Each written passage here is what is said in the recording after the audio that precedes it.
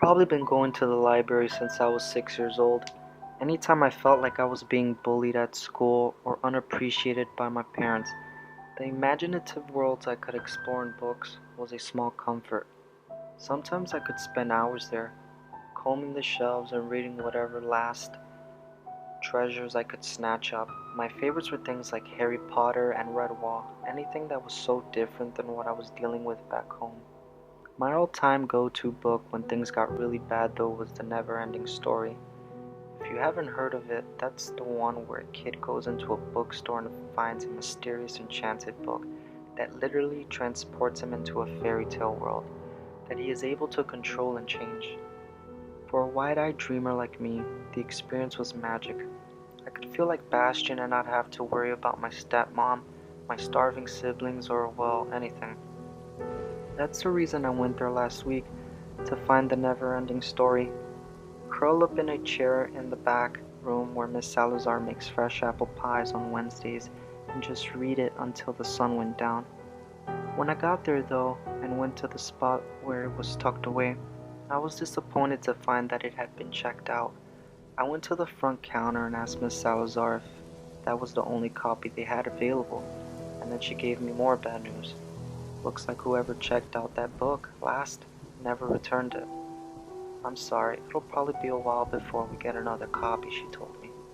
I pretended it wasn't a big deal and started looking through the new arrivals to distract myself. Nothing was jumping out at me like I had hoped, and I went back to the young fiction section in the hopes that maybe I was wrong and maybe it would be returned. That was when I saw that someone had tucked another book in its spot. It stood out from the rest as being larger and had a cover made of black leathery materials like boots. Pulled it out thinking someone had misplaced it and then noticed the name on the cover. It was my own. Now I'm not the sort to get spooked or anything, but that seriously made me curious to say the least. I looked around and tried to see if I could spot whoever had slipped the book into the shelf, but no one nearby acted like they knew anything about it. I slipped it under my arm and walked towards the back. As Miss Salazar was pushing the dolly around and placing books back on the shelf, "Did you find what you were looking for?" she asked me as I covered up the title. The first page seemed like an author's dedication, for Mariah. That was my birth's mom's name. My curiosity got stronger and I flipped to the first chapter. I've lived here all my life, some might even say I was meant to die here though. I stopped those people though. I stopped everything from happening. Now all I can do is write a record of it and make sure it never happens at all. There was a small card attached on the next page.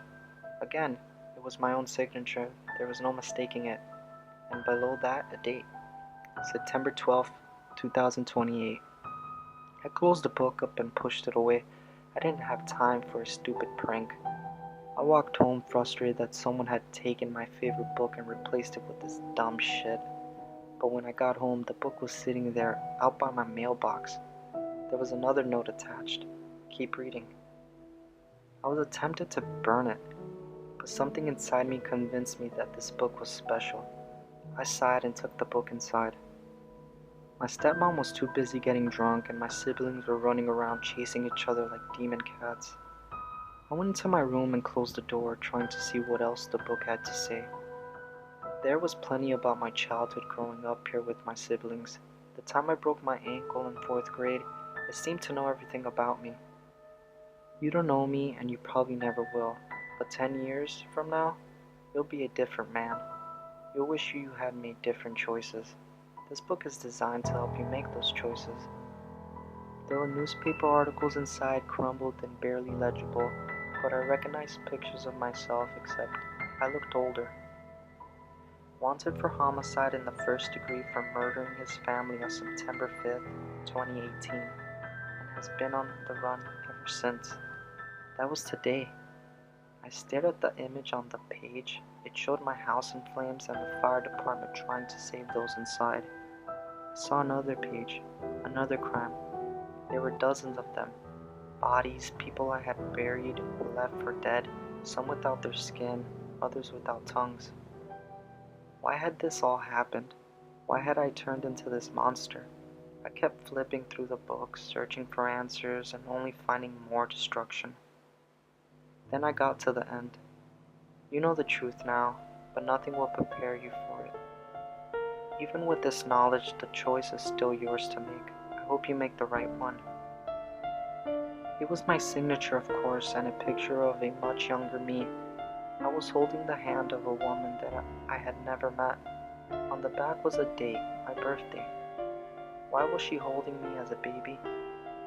That wasn't what my stepmom had told me at all. There was a knock at the door, and my stepmom entered with a plate of food.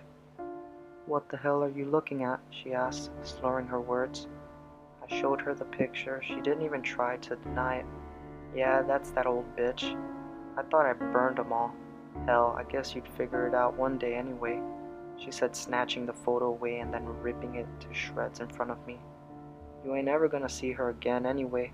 Might as well just quit your whining and get those chores done," she snapped.